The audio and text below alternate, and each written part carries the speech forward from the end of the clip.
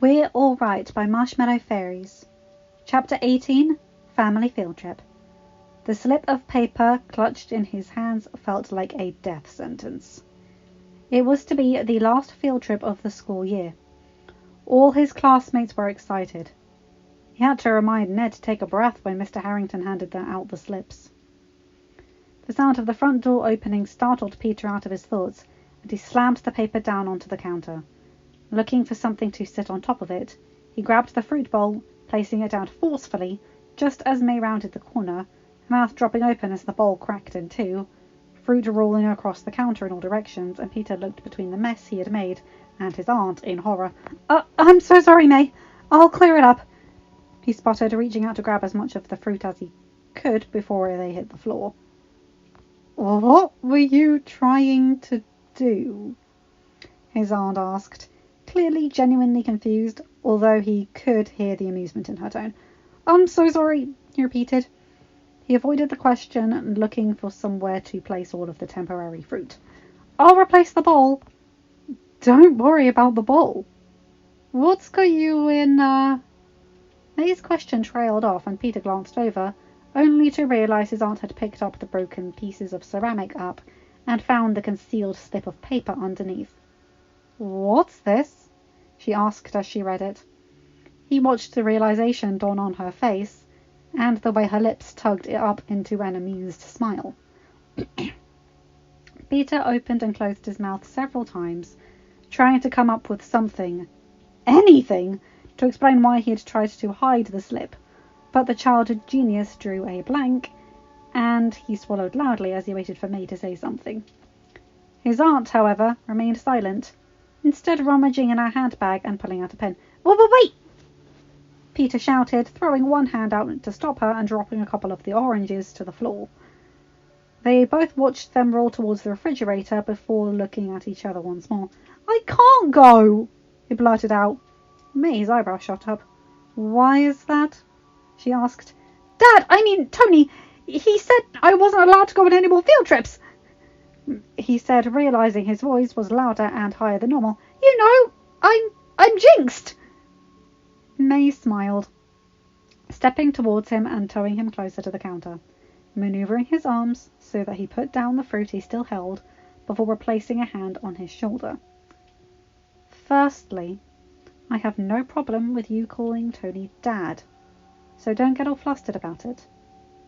Secondly, I'm pretty sure he would make an exception about you visiting his own building.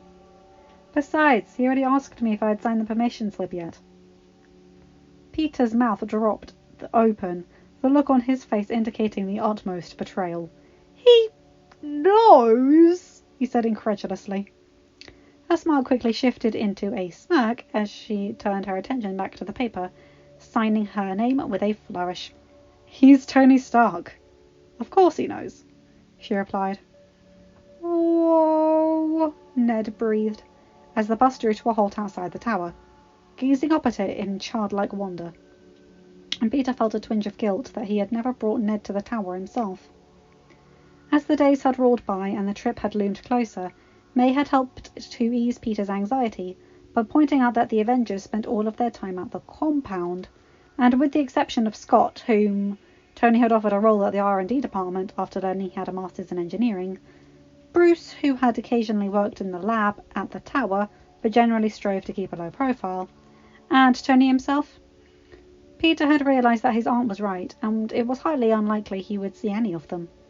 However, he had never brought up the field trip to Tony, and Tony had never mentioned it to him, and Peter wasn't quite sure how to interpret the man's silence on the subject. The students of Midtown made their way off of the bus, whispering excitedly to each other as they gathered outside near the entrance. "Dude!" Ned whispered loudly. "This is so cool! I cannot believe you work here!"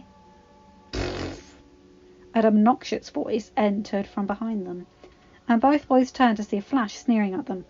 "Parker has never been here in his life. This is going to be so embarrassing for you, penis." Before Peter could say anything, Mr. Harrington was calling the group of excited teenagers to order. "All right, everyone, listen up. We are very privileged to be getting a tour of Stark Industries, so I want everyone to be on their best behaviour. Please be polite to all the staff and don't touch anything unless you have been asked to do so. Everyone clear? As everyone acknowledged their understanding, Mr. Harrington nodded and led the students into the tower. Peter, Ned and MJ bringing up the rear. Midtown, a familiar voice called, and Peter's eyes widened as Happy approached the group. Hey, isn't that... Ned began. Oh my God, kill me now, Peter muttered. Out of the corner of his eye, he noticed MJ pulling a sketchbook from her bag. What are you doing? He hissed. MJ offered a wry smile. Oh, come on. That has to be one of the best crisis faces I've seen in ages. Peter scowled and turning away as Happy and Mr. Harrington finished talking, and Happy faced the group. Welcome to Stark Industries. My name is Mr. Hogan. I am the head of security here at Stark Tower. He called loudly to the group. I am about to hand you all your own visitor's pass that will allow you through our security. The pass will become inactive when you leave. Once you have your pass, I would like you to take any bags or coats you have with you over to the side where one of our security team will check them. Once they have approved, you can swipe your pass at the scanner and Friday will approve your access. Happy didn't ask if anyone understood. Instead, he just began handing out the passes while everyone murmured their confusion over the mention of Friday, unsure of who or what that was. He came closer to Peter and his friends at last, handing Ned and MJ his passes and giving Peter a pointed look. You have your pass? He asked. Yeah, it's in my bag, Peter replied. Well then, you don't need a visitor's one, the man told him simply. Peter swung his bag from his shoulder, unzipping the front pockets and pulled out his pass. As soon as he held up the pass, Happy tugged out the bag out of Peter's hands and walked over to the back of the group. All right, he called loudly to regain everyone's attention. You can start bringing your bags over to get checked. With that, Happy pointed towards a desk at the side where 2 men and a woman were standing, watching the group impassively. The students began to make their way over, bags in hand to be checked. Peter approached Happy. I need to get my bag checked? He said questioningly, and Happy threw him a skeptical look. I'm checking yours, he stated. There may be some internship things in there that those employees don't have the security clearance to see. Peter's eyes widened in realization as Happy made a show of checking Peter's bag before stuffing it back into the teenager's arms. All right, you can go through, Happy told him, looking away from the teenager in a seeming show of disinterest and watching his underlings carry out their checks of the other students. Thanks, Happy, Peter said with a grin, stepping over to the scanners and swiping his pass. Welcome back, Peter, Friday announced, granting Peter his access. His cheeks flushed a little, but he realized that none of his classmates except Ned and MJ had been paying attention to what he was doing, and breathed out a sigh of relief as he stepped through. Thanks, Friday, he murmured back quietly, moving out of the way for the next person to come through. Friday didn't speak to anyone else until Happy came through, causing all his classmates to stare at the man wide-eyed. Ned turned to Peter with a huge grin, while MJ merely raised her eyebrows, looking mildly impressed. Thank you all for your patience with our security measures. Before the tour begins, can I ask that you all display your badges at all times while you are in the building? Happy instructed all of them, eyes zeroing in on Peter for a moment before he tore it away. The first part of the tour will be in the museum dedicated to Stark Industries, which also includes some Avengers exhibits. We will need to split you into 2 groups for the elevator, so I will take one group and your tour guide will take the second group. The group broke into murmured confusion as they realized what Mr. Hogan wouldn't be the one showing them around today, and Peter tensed at the sound of heels clicking across the floor, body going rigid as he recognized the disguised figure approaching them. Hello, my name is Natalie Rushman.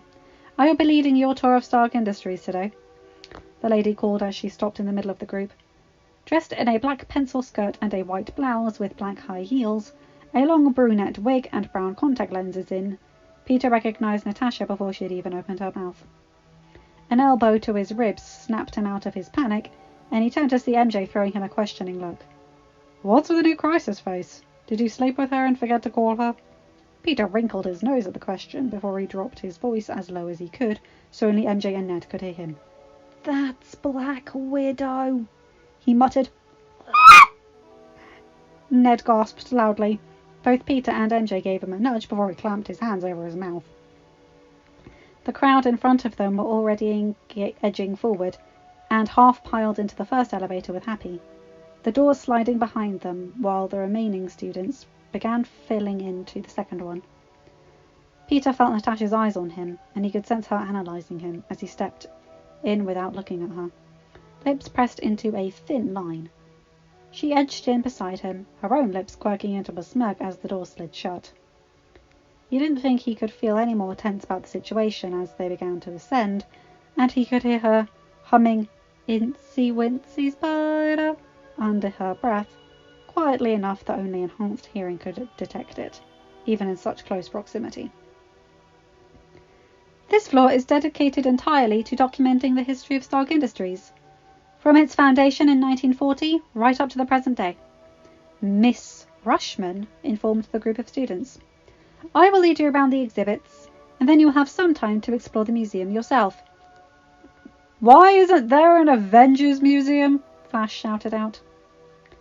There was the subtlest of changes in Nat's expression that Peter doubted his classmates would pick up on, but he could clearly note his teammates' disdain for Flash's impudence, her eyes flickering to the boy momentarily before she addressed the group. "If anyone has any questions, may I ask that you raise your hand?" she requested. Flash's hand shot into the air while Betty Brant raised hers more slowly. Nat turned to her, nodding her head in acknowledgement. "Miss Rushman, before we came upstairs, Mr. Hogan mentioned there were some Avengers exhibits within Stark Industries Museum. Is there any reason they are combined rather than separate?" she asked. "That was basically my question," Flash muttered sullenly. Nat threw the boy a derisive look before turning back to Betty with a smile. "That's a great question," she began. "Initially, there was no intention to have an Avengers Museum. Certainly not here in the tower. However, there is so much overlap between Stark Industries and the Avengers that it was inevitable that there would be references, not least because of the current owner's involvement with the team, as well as the tower briefly being named Avengers Tower. Though the connection goes back much further, with Howard Stark's contribution to Project Rebirth, or the creation of the super soldier serum that was given to Stephen Grant Rogers and led to him becoming Captain America." An almost awed silence followed the explanation, and Betty nodded her head enthusiastically, thanking Miss Rushman for her answer. "All right, let's begin. Stark Industries was founded in 1940 by Howard Stark," Nat began, regaling the group with the origins of the company and the various weapons and technology Howard Stark had produced. Peter was impressed by her seemingly extensive knowledge. He didn't know how long she had to prepare for this, but she certainly carried off the role of a well-informed tour guide very well. The young hero trailed at the back of the group as they were led through the museum, already familiar with history, mostly though through his childhood obsession with anything scientific and hero worship of Tony Stark. It allowed him to still take the information in, but also observe his classmates, taking particular pleasure in watching Ned hang on to every word, though whether it was from genuine interest or the fact that he was listening to Black Widow, Peter couldn't tell. "And that brings us to 2018 and the decimation." Nat's voice suddenly intruded on his thoughts, and he tensed, as did many of his classmates. He watched as the spy scanned the group, trying to gauge the reaction, her eyes lingering just a fraction of a second longer on him than the others. "I won't dwell on the subject too long," she continued. "However, it is relevant to the company's history. Around half of Stark Industry employees disappeared at the time, though both the owner, Tony Stark, and CEO, Pepper Potts, survived. They ensured that measures were put in place to help their remaining employees, including providing counselling for those who were struggling in the aftermath. During the 5 years that followed, Tony and Pepper married and started a family, retiring from public life, but remaining involved in the running of Stark Industries. Peter felt sick, breathing coming heavy, as he fought to keep his mind in the here and now, away from the memories of Titan, and his body fighting itself to fall apart and stay together at the same time. He felt a hand slip into his, jumping and glancing down before looking to his side. MJ was still facing the front, face impassive as she listened to Nat glossing over the details of the Starks' involvement in reversing the snap and their help in the second aftermath. However, the hand in his squeezed comfortingly, gently, and Peter took a deep breath before squeezing back and turning his attention back to the front as well. Over the past year, Stark Industries has continued to offer counselling to any employees who have sought it, re-employing all those who were returned with as little change to their roles as possible. Donations have been made to many causes, including charities providing support for the homeless, and charities helping those who have experienced bereavement. Nat concluded her speech, scanning the group once more. Any questions? She asked. Brad, a boy who hadn't been snapped and so had only been in Peter's class for the past year, raised his hand and Nat nodded at him to ask his question. You sort of skimmed over the details of what exactly the Stark's role was in bringing the people back who blipped, he blurted out, and Peter winced at the bluntness of his statement as well as his word choice. MJ squeezed his hand again. Like Tony Stark lost an arm. How did that happen? Nat pursed her lips, eyes narrowing slightly at the boy before she answered. Only those involved directly know exactly what happened. As I understand, the details are classified, and I am only able to share with you what is in the public domain. Brad scowled, looking unimpressed, but didn't press for more information. Nat scanned the group once more, but when no one else raised their hand, she smoothed her expression once more. All right, we have some time before we have to move on to the labs, so you can have a look around the exhibits for around... She paused and glanced at her tablet. 20 minutes before we have to regroup and move on. As his classmates all began moving, MJ's hand disappeared from his as quickly as it had appeared. He turned and found her looking at him with just a hint of worry. You okay? She asked. Yeah, he replied right away. When she raised an eyebrow, he just grimaced slightly. Yeah, I'm sorry. I just, talking about what happened. I guess I freaked out a little. For a moment, MJ continued to look at him critically. Finally, a small smile tugged on her lips. Yeah, I know. It freaks me out too, sometimes, she told him. She looked behind her and then back at him as Ned drew nearer the pair. I'm going to check out the Spider-Man exhibit, she said with a grin. Oh my God, yes! Tony exclaimed. Peter, are you coming? Peter laughed at his two friends before answering. Actually, I wanted to look at the information on the arc reactor. I'll catch up with you in a bit. Both friends nodded before heading towards the area dedicated to the Avengers, while Peter turned to the other way.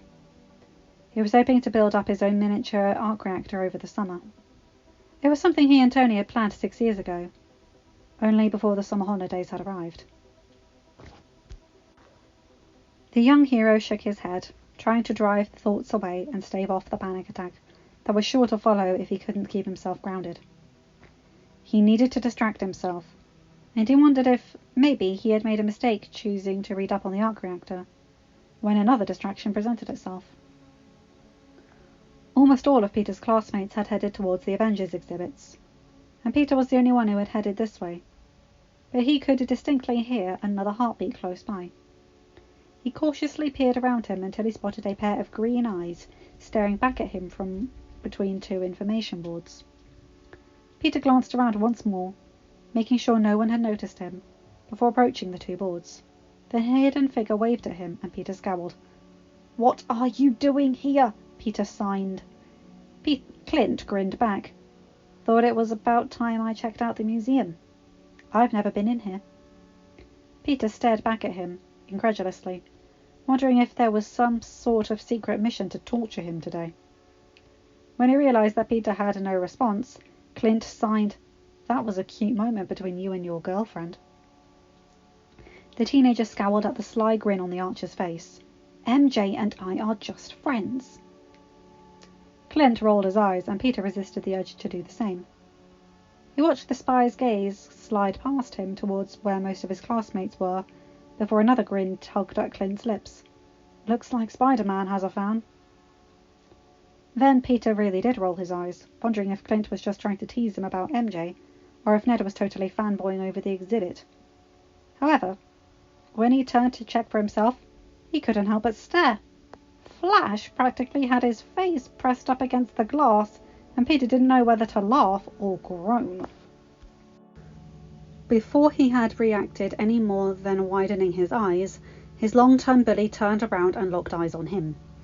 Peter was about to turn back to Clint when Flash began stalking towards him. "Oi, penis!" the boy called, oblivious to the sudden palpable rage Peter could now sense rolling off of the hidden archer. As subtly as he could, Peter signed, "Don't." Flash stopped just in front of him. Fortunately, he hadn't seemed to notice the movement of his hands. "Shouldn't you be reading up on the Avengers? You know, seeing as you pretend to know them all," the boy challenged. Peter sighed. "I never said I knew them all. I said I had met Spider-Man. It was Ned that brought it up." Flash snorted. "Yeah, well, I bet if people realize you've been lying about having an internship, you'll be thrown out by security and blacklisted from ever working here." Pfft. He scoffed. "I saw you didn't go through security like everyone else. I bet if I tell Miss Rushman, she'll have you thrown out." Mr. Hogan checked my bag, Flash," Peter explained tiredly, wondering why he even bothered. He was saved from having to listen to any more of Flash's jibes by Mr. Harrington, calling everyone back. And Peter wasted no time striding past the bully towards the front of the group.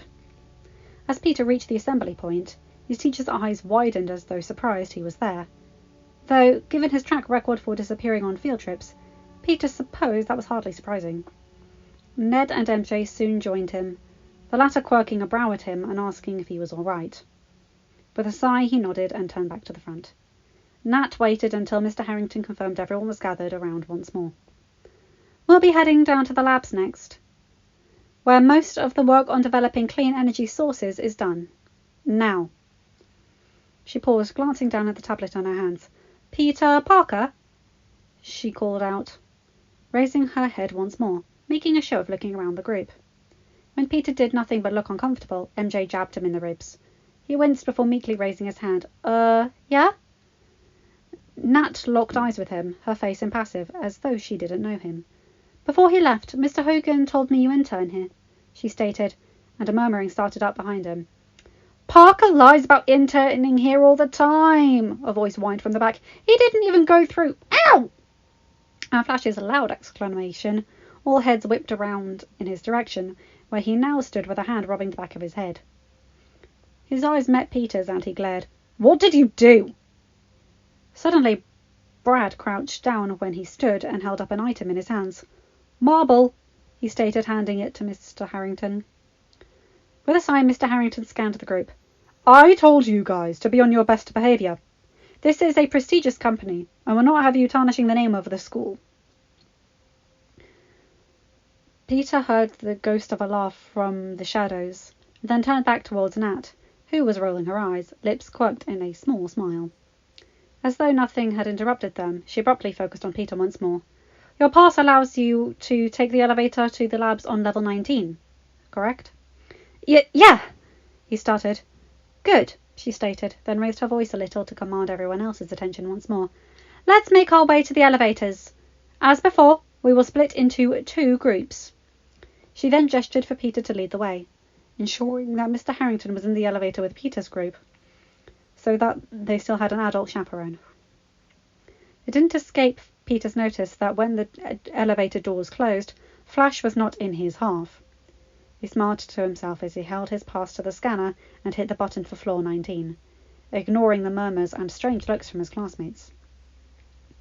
Once both groups had arrived outside the labs, Nat made her way to the front of the group once more.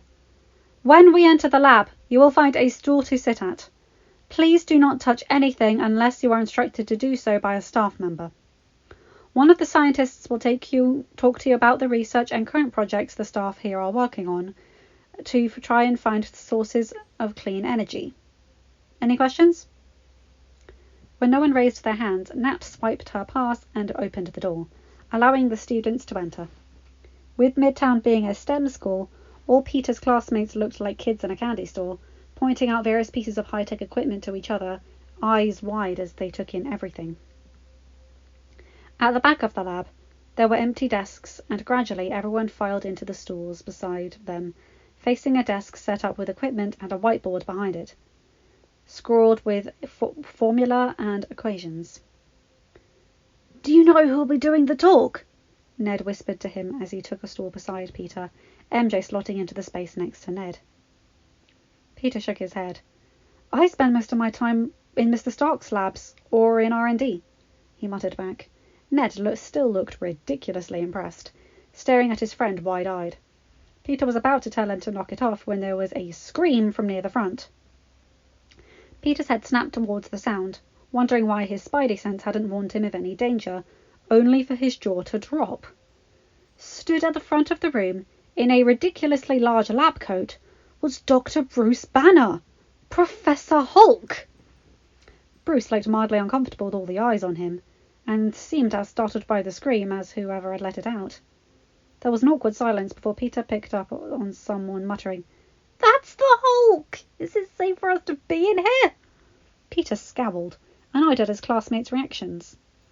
In the short time he had known Bruce, the man had shown himself to be nothing but mild-mannered and kind-hearted. Of course, the man's alter ego had a far different reputation, but Peter had been under the impression that it was common knowledge that the two were one and the same now. Apparently he had been mistaken. The tension in the room quickly dissipated when Ned could no longer contain his excitement, exclaiming, "Oh my God! It's Dr. Bruce Banner!"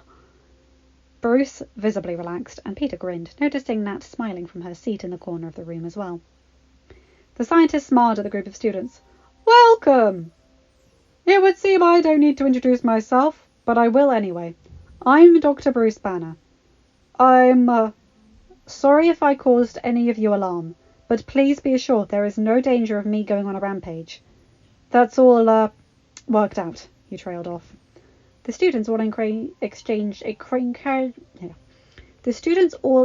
incredulous looks, but Bruce continued as though nothing were amiss. "I spend most of my time working at the Avengers compound, conducting research into my own interests and projects.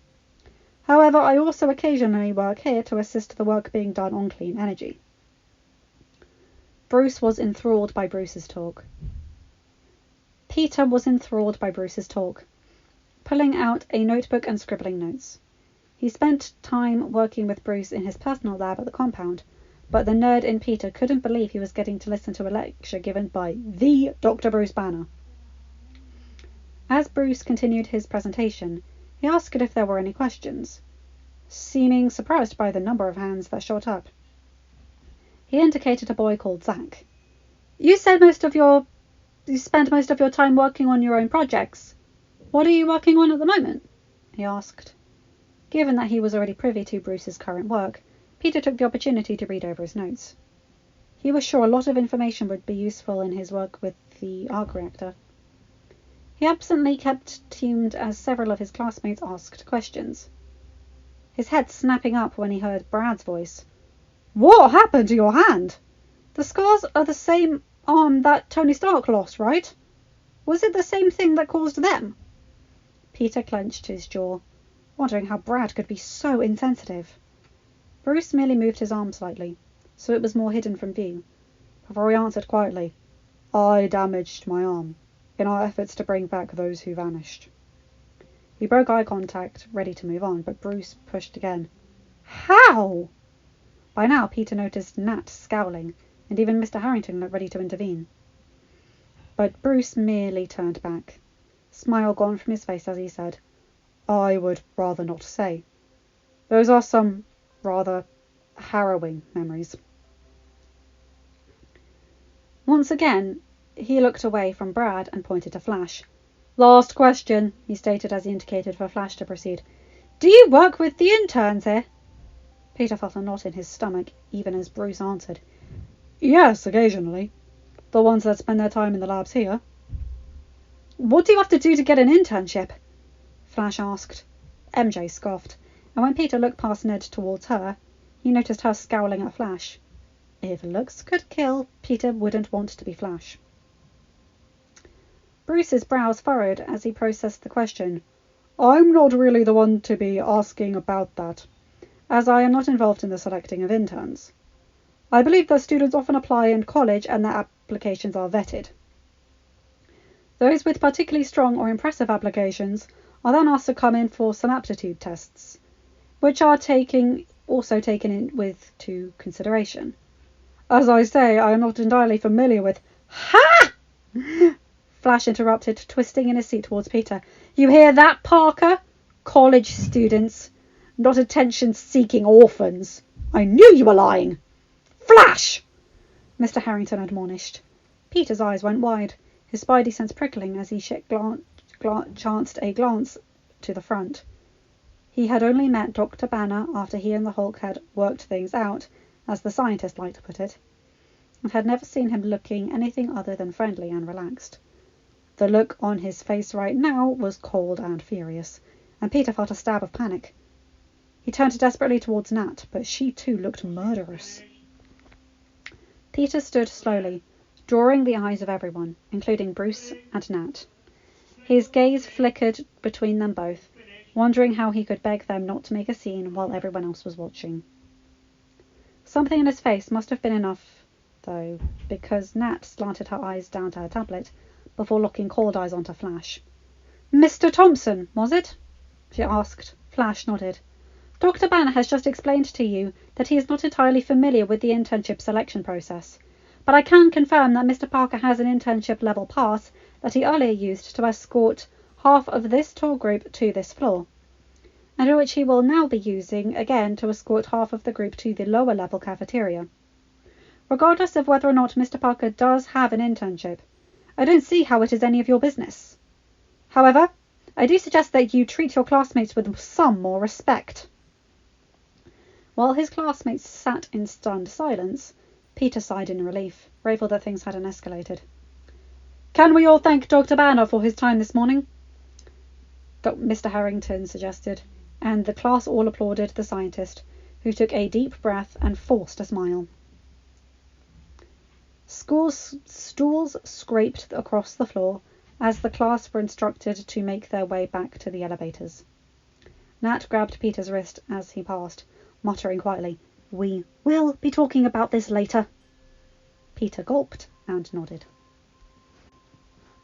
With instructions would allow them to select whatever they would like from the cafeteria, the students of Midtown gathered around the tables in that allocated area, chattering excitedly about their morning. Peter, meanwhile, had his head pillowed on his arms, a bottle of Coke sitting in front of him, MJ beside him, and Ned on the other side of the table. It's not that bad, Ned tried to assure him, looking at his friend sympathetically. Peter didn't respond. You can't just have a bottle of Coke for lunch, idiot, MJ told him.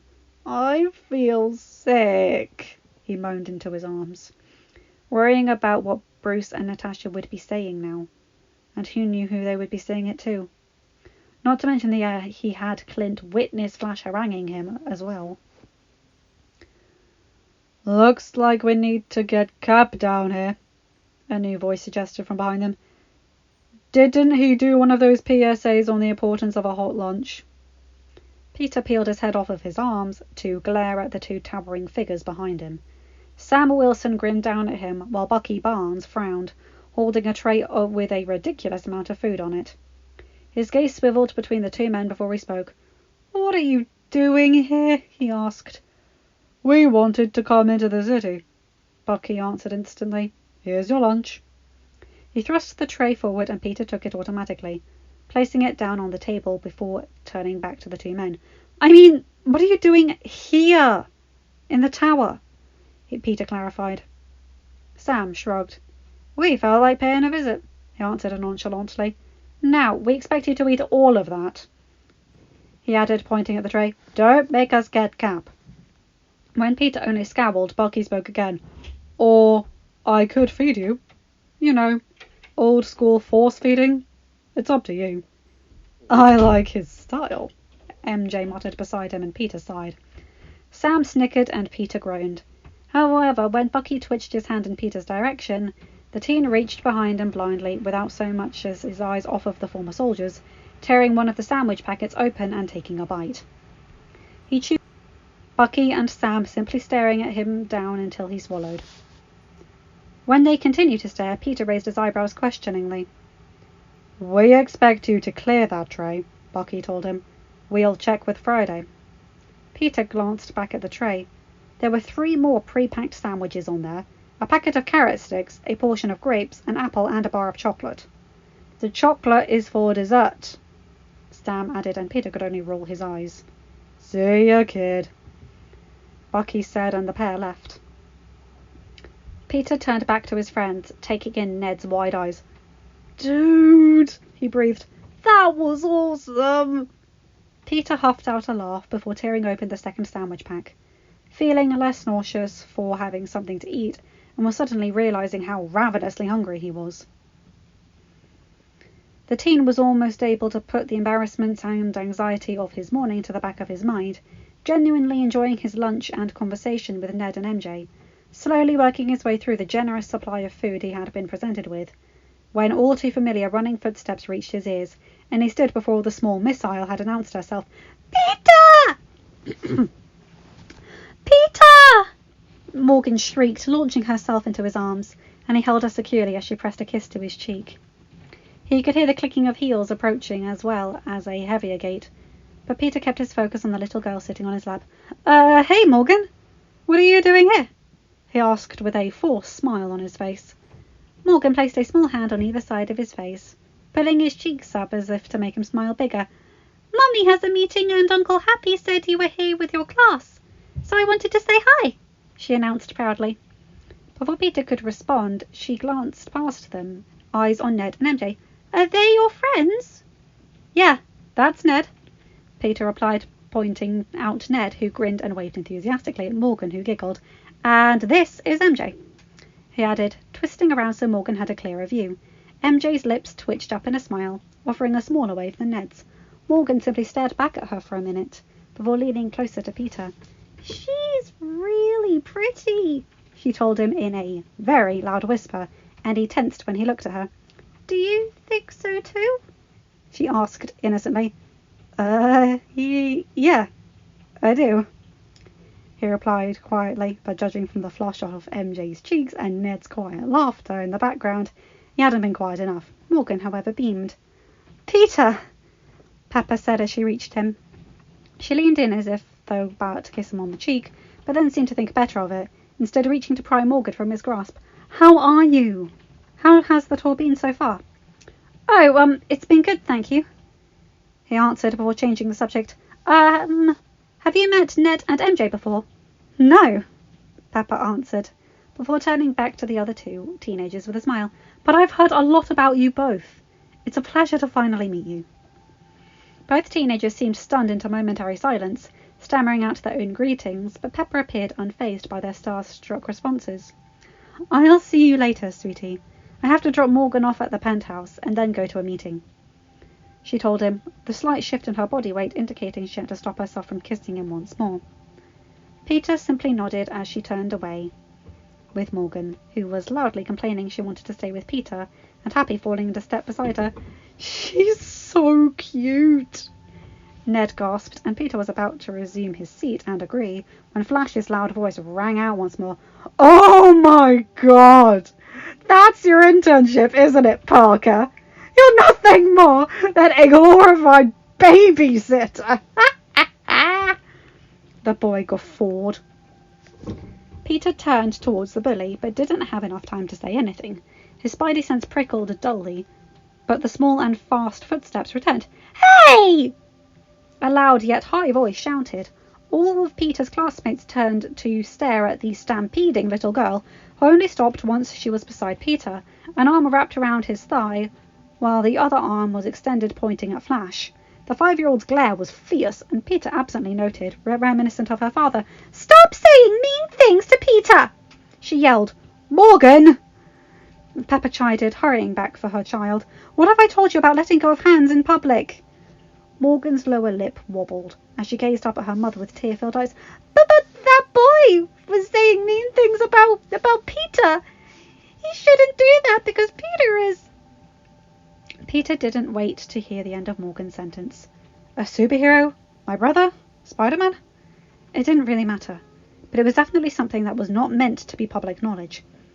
Before she could finish, he scooped her back up into his arms, pressing her face into his shoulder as he breezed past Happy and Pepper, who looked bewildered. "Come on, little miss.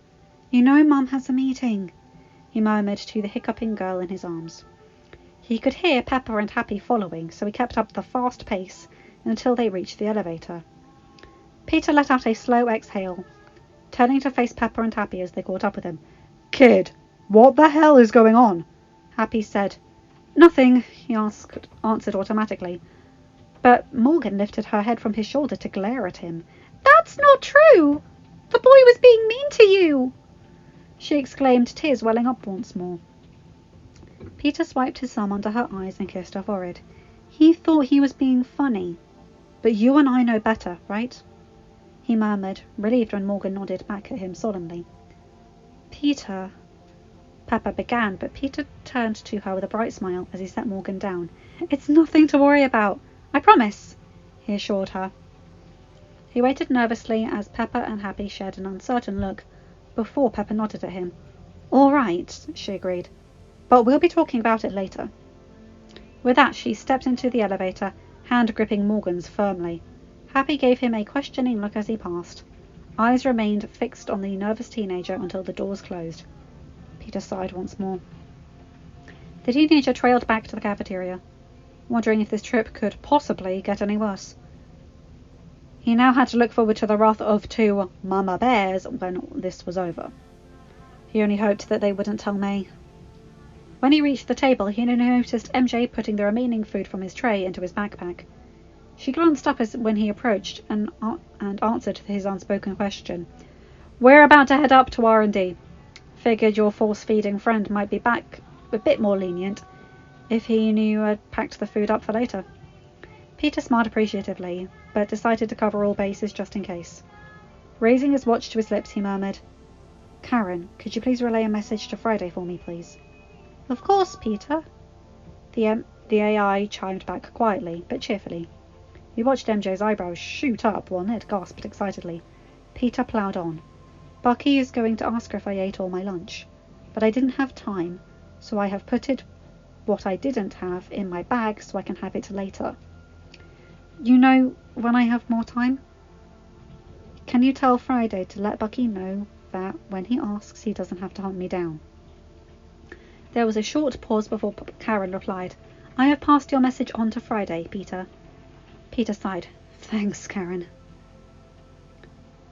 With that, the group of friends joined the rest of their classmates, where they were assembled once more in front of Mr. Harrington and quote-unquote Miss Rushman. Mr. Harrington did a head count and nodded to Nat, who addressed the group once more. "We will be heading to Research and Development Department now, where, I understand, you will have a task to work on. After that, we will be heading to the media room, where the press conferences are held, whenever any announcements or product launches take place. So, if you'll all follow me, we will head to the elevators." The group followed along until they reached the elevators, and Nat indicated for Peter to enter the same one as Mr. Harrington, listing the floor number he would need. Peter nodded his acknowledgement as half the group filed in with them, before he swiped his pass and took them up. Peter suppressed a groan when he entered the room. Scott Lang was stood at the front, and as soon as he spotted Peter, he grinned and waved. The teen forced a smile and waved back shyly. He heard a scoff from behind him, and didn't even have to look to know it was Flash. Once everyone had entered and sat at a desk, Scott clapped his hands together, smiling at the group. "Hi, everyone! My name is Scott Lang. I'm an electrical engineer who has been working in Research and Development Department here at Stark Industries for about 8 months now," the hero began. As Scott talked through his role in the department, Peter was surprised that the man didn't mention his alter ego. As one of the lesser-known Avengers, Scott rarely missed the opportunity to try and emphasize his superhero name. But it seemed that he didn't have any intention of doing that. Peter couldn't help but wonder why. Perhaps he had been warned of Brad's impertinent questions and decided to just steer clear of the topic. If that was the case, Peter could only hope that it would be the only thing he had been warned of. In front of each of you is an early version of the second-generation Stark phone, dating back to 2010, Scott informed the students. These particular handsets were never made available to the public due to some coding errors that prevented any incoming texts from being received. We are giving you guys 30 minutes to try and figure out the error. When you succeed, your handset will receive a text message with a letter. Once everyone has their letters, we will unscramble them to figure out a message. I will add some tips to help you every 5 minutes. Any questions? No one spoke, though there were some mixed reactions around the room. Some of the students looked delighted to have the opportunity to mess around with some Stark tech, while others looked bored out of their minds. All right, Scott called. Begin. Peter and Ned set to their task, taking the back of the phone off and analysing the components, while MJ pushed her handset to the side and pulled a book from her bag, turning to the marked page. In just a few minutes, both boys were satisfied that they had found and fixed the error, rewarded when each of their handsets pinged a moment later. Scott beamed when he heard the sound from the front of the room. Sounds like we have some errors sorted already, he called loudly. If you have your text message, come up to the front and write your letter at the side of the board. Then you can help some of the others. The two boys headed up, Ned writing his letter down and grinned delightedly at Scott's praise as Peter added his letter. They then made their way back towards the desks when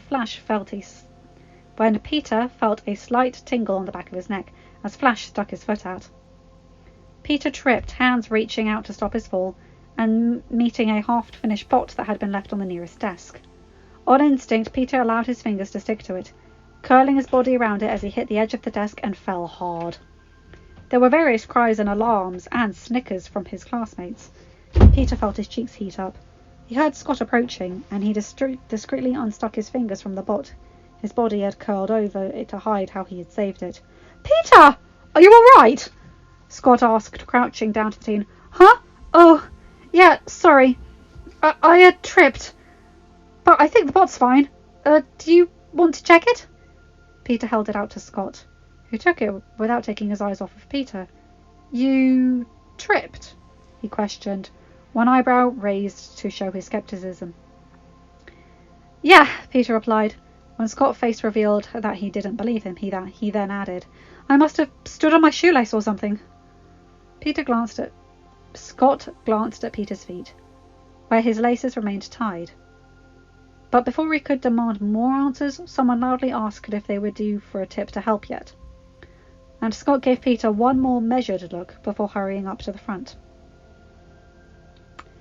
Peter stood up, grimacing at the pulsing pain in his shoulder, where he was sure to be a bruise later, when he heard Flash mutter, Enjoy your trip, dickwad. With a scowl, Peter moved towards his desk at the back, where MJ was watching him curiously, Ned having gone to help Betty with the coding. It can't be that bad, can it?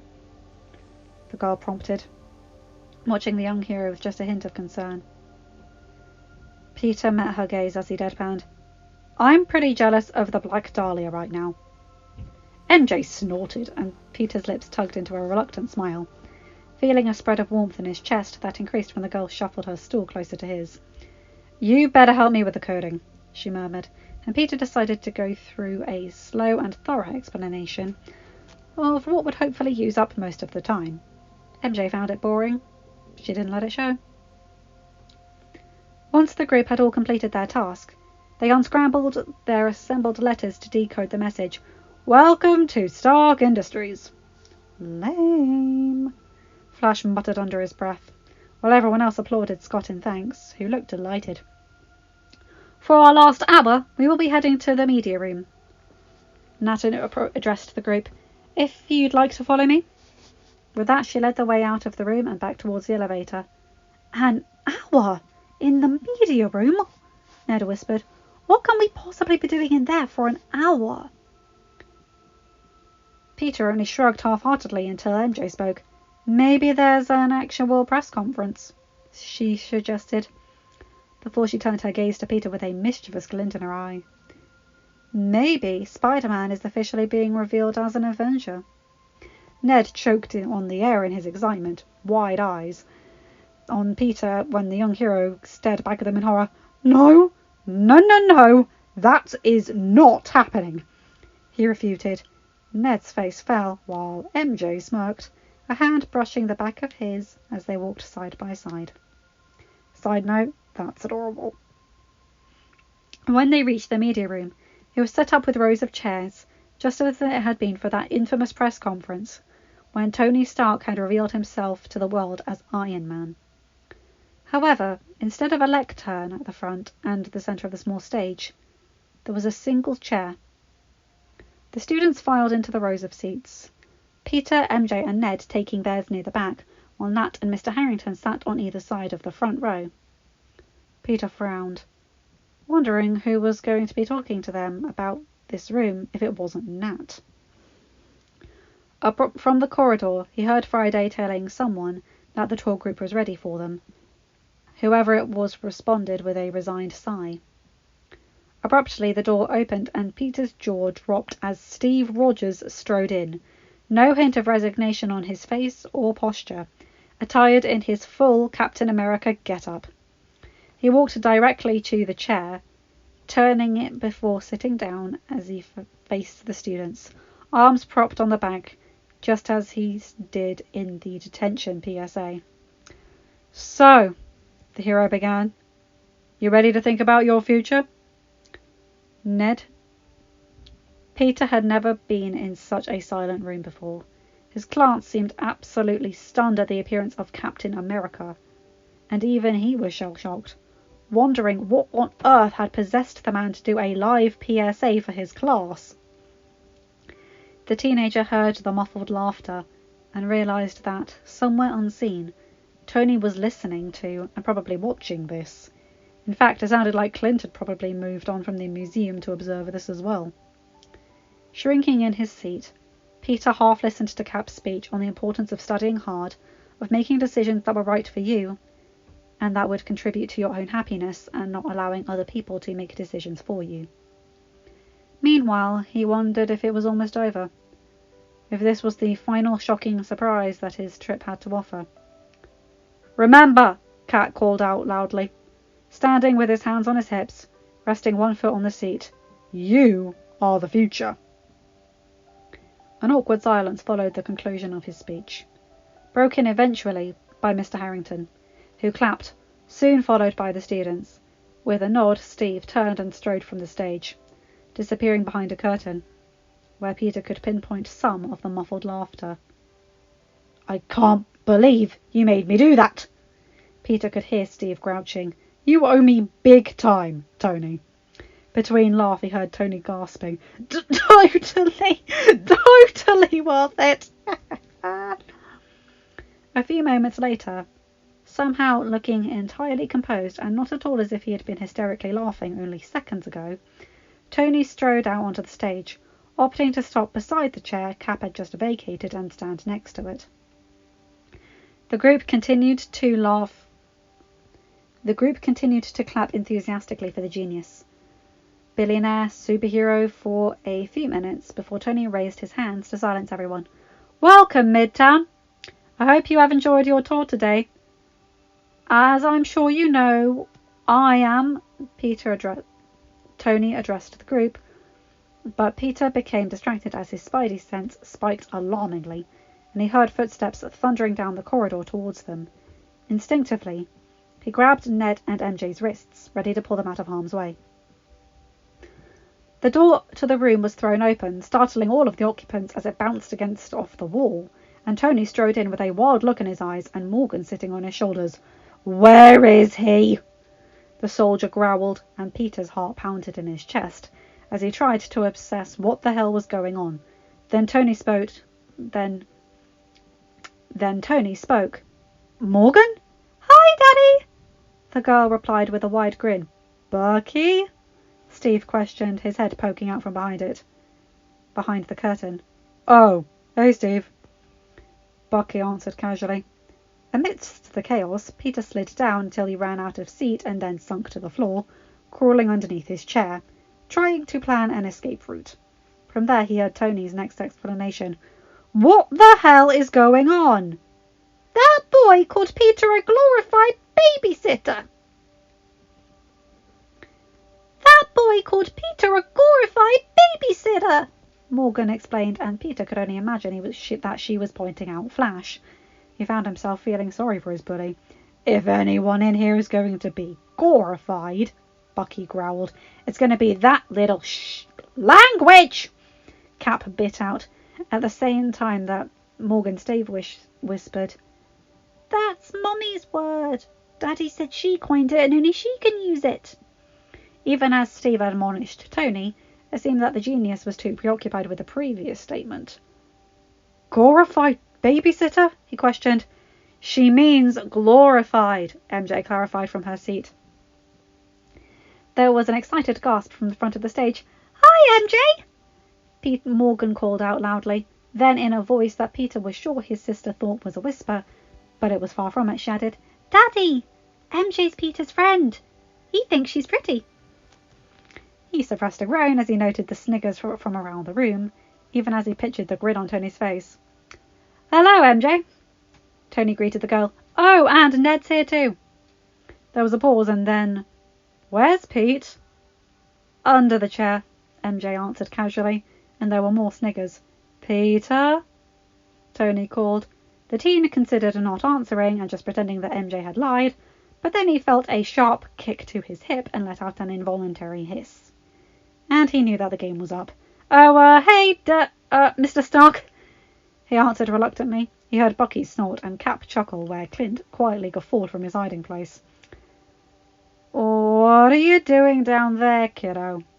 Mr. Stark continued, casually. I'm looking for a pen," he stammered. Then, of course, Friday had to chime in. "Peter," the MJ spoke in her lilting Irish accent, causing many of his classmates to jump, "I can confirm that there are no pens on the floor of this room." Peter didn't bother to suppress his groan as he heard laughter from around the room, Ned actually wheezing just above him. "So, do you want to come out from under there, bud?" Tony asked. I think," Peter began, but he was abruptly cut off as MJ seized his collar and yanked him up, narrowly avoiding him hitting his head on the edge of his seat. Realizing he was upright with everyone's eyes on him, Peter gulped audibly before forcing a smile. Hey." Tony's face filled with a familiar mixture of exasperation and amusement as he gazed fondly at Peter. However, his features quietly shifted to highlight his underlying anger as he remembered his daughter's interruption. The genius pointed a vibranium finger at Flash, his eyes never leaving Peter. "Did he call you a glorified babysitter?" Peter opened his mouth, unsure of how to answer, when Morgan spoke up once more. "He did, Daddy! I heard him." "We all heard him. He shouted it in the cafeteria." Betty supplied. Peter's face flushed, wondering why Betty was getting involved, when Clint suddenly stepped out from behind the large plant pot, shouting, "That's the same kid that called him penis in the museum! He was accusing him of lying about his internship." "Flash has envied his internship for years," Josh, another one of Peter's classmates, added. Tony's brows furrowed, but MJ called out, "He tripped him in R&D. Peter hit his shoulder on one of the desks." Suddenly, Ned was on his feet next to Peter. "And he stole Peter's jacket on the bus back from MoMA!" his friend burst out. Peter tore his horrified gaze away from Tony's to stare accusingly at his friend. "Dude!" he hissed. Peter met the vigilante's gaze with surprising determination as he said, "I'm sorry, Peter, but this has gone on since middle school. Enough is enough!" "Peter!" Tony cried sharply. "This has been going on for years!" Bucky edged closer to Flash. "I'll handle this," the assassin growled. "Bucky, no!" Steve called, stepping out further onto the stage. "You can't attack a minor!" Then the war hero turned back towards Flash himself. "Though, son, I don't like bullies." If Peter wasn't having his own personal crisis, he was pretty sure that he would have found the sight of Flash trembling as Captain America, the Winter Soldier, and Iron Man towered above him pretty hilarious. As it was, however, Peter was trying to decide exactly where this ranked in his top 3 of field trip disasters. Meanwhile, Tony let out an exasperated sigh. "Okay." Whew. He huffed, trying to call everyone to order. "Rogers, go back upstairs with Barnes and Morgan. Barton, you as well." The Archer opened his mouth to protest, but Tony simply pointed at the door, and the agent trailed unhappily after his teammates. Then the billionaire turned his attention back to Flash. "Why have you been harassing my kid?" he demanded. Your kid?" Flash stuttered, his eyes wide and his face pale. "So that's why Peter has an internship here?" Brad asked. "He's your illegitimate son?" Bucky let out a growl, making an about turn in the middle of the doorway, and Steve and Clint had to wrestle the assassin out of the room, Morgan swaying precariously on his shoulders the entire time. Tony's narrowed eyes turned to Brad as his face darkened. "Peter is not biologically mine," he seethed. "He has an internship with me because he is smart and brilliant. That is why I love him as if he were my own." Peter felt the blood rushing to his face, his chest filling with warmth at Tony's words. Then Friday spoke. "Boss, that is incorrect." The AI stated. The billionaire frowned. "What is?" "Your statement that Peter is not biologically yours. That is incorrect," Friday announced. Silence followed the AI's words before Tony demanded, "What the hell are you talking about?" The AI hesitated, as though filtering what she was about to say to ensure it was suitable to be heard to all those present. Though it seemed a bit late for that already. "When Peter first began his internship, you requested a blood sample to be taken to ensure that, in the event of any incident, we had all the information we might require, and asked me to run every possible test. I took that to include a DNA test. You are 99 paternity match with Peter." Another silence followed Friday's latest information, and Peter felt the blood that had rushed to his cheeks moments earlier drain from his face. One glance at Tony was enough to confirm to Peter that the man had been just as clueless as he had. In fact, Peter had the distinct impression that the AI was currently displaying the test results on the HUD of his sunglasses. Finally, Tony sputtered, "And you didn't think to mention it?" "You never acquired the information, boss." "Why would I?" he retorted. The genius whipped his sunglasses off of his face, gaze locking on Peter's. However, Peter soon tore his eyes away when he noticed movement from the corner of his eyes. Brad had pulled out his phone and was slowly typing into it. Tony followed Peter's eyeline and barked, "Friday, turn off all electronic devices within this room, except my own." As Peter continued to watch, Brad's phone shut itself off, the boy protesting loudly as many other classmates began exclaiming indignantly. Peter's attention returned to Tony, who was giving Friday more instructions that his sluggish mind could not keep up with. Tony was his dad. Not just a father figure, who he called a dad, but his actual, biological dad. Absently, he felt MJ's hand scrabbling to hold on to his, but he couldn't get his fingers to intertwine with hers. Then he realized he was facing Ned, but he didn't remember turning around, wondering if his friend had done it himself. "Peter!" Ned gasped excitedly. "You're a Stark!" The last thing Peter remembered was Ned's excited grin morphing into a look of concern, just as his eyes rolled to the back of his head. The first thing Peter became aware of was that he was lying on something soft. He reasoned it wouldn't be in the media room anymore, because there would only one heartbeat other than his own. And it didn't take too long to work out who it was. when the familiar scent of motor oil, coffee, and cologne invaded his senses.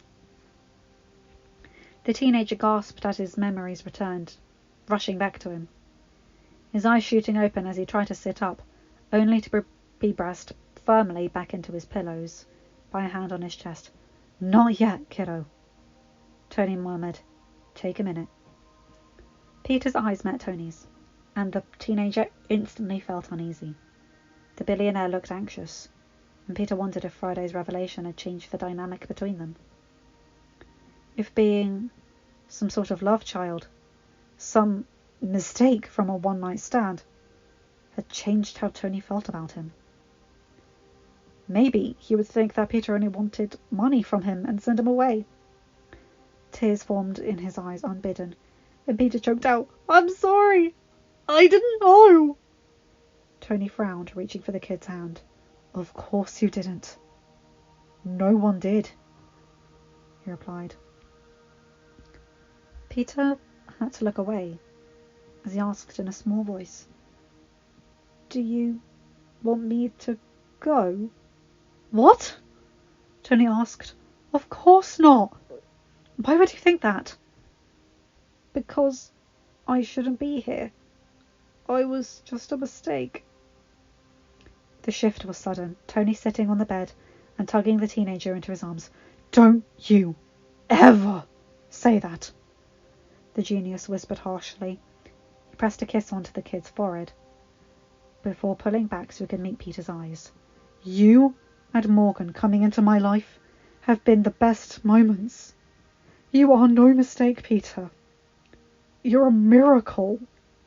Peter's lips wobbled, and he pressed his face back into Tony's chest, letting the man hold him as he cried. Once he had settled down, he had turned his head so his ear pressed it over Tony's heart, listening to the steady beat. "What happened?" he asked, and Tony didn't need to ask what he was talking about. "MJ caught you before you hit the floor, or your head. Pepper came down with some staff from legal, and everyone had to sign an NDA, except Ned, MJ, and Nat, of course. May had already been informed the school that you would be staying for the internship, so your teacher allowed you to stay. Ned and MJ tried to stay too, but they had to go, and they asked me to make sure that you text them as soon as you can. Bruce came in, threw those two assholes in your class a very Hulk-like look, and then carried you out. I think that just about covers everything." "May?" Peter asked. Tony sighed. "I called her. She was shocked, but she's fine with it. Mostly worried about you. She's worried she's working tonight, but she said she'll come here when she finishes her shift tomorrow." Peter nodded and released a sigh of his own. He wasn't sure how this news would change things for him, but he wanted to make sure that May was okay. "How are you feeling?" Tony murmured, thumbs circling the nape of Peter's neck. The teenager released a content sigh in reply, and Tony chuckled. "How about we go and see everyone else then? They're all excited that you can now officially call them aunt and uncle now." Peter's eyes snapped open and he tugged away from Tony to give him a calculated look. "You're joking." Tony's eyes danced with mirth. Pepper was already somewhat miffed that I was dad, but she wasn't mum. Though I would never have forced it. Now she feels like she's entitled to be mum. Even as Tony stood and began heading towards the door, Peter's brows remained furrowed as he tried to gauge how serious the man was. At the door he turned back. "If you stay in here, I'll give everyone permission to go to your school on Monday and deal with that Flash kid. And Brad, was it?" Peter's eyes widened. "You wouldn't dare!" When Tony only disappeared into the hall, his laughter echoing back to Peter, the teenager leapt off his bed and shot after him. "Dad!" End of chapter. Hi guys, hope you enjoyed this because, wow, that's a lot. I absolutely adore the idea of Nat in disguise being Natalie Rushman. as the tour guide. That's brilliant. Also give Flash and Brad a punch, but then again, what's new? And of course the whole Morgan being cute and standing up for her big old group of teenagers. Go Morgan, you go get 'em, little princess. And of course the whole biological dad reveal. That's a thing in these reveal fics, but I'm not surprised. I'm really not. After all, Robert Downey Jr. and Tom Holland do look like they could actually be related. And they are about the same age that they would be for father and son. So, what can you do? And Bucky carrying Morgan on his shoulders to defend Peter. I mean, can we say that's just cute? And a little thing as well. When Clint was in the museum with Peter, I love that they were doing sign language as it represents the fact that Clint is actually deaf. I love that. That's amazing. And wow, just everything about that is so cool. And that little threat at the end. Of course, Tony would try his best to have the last word.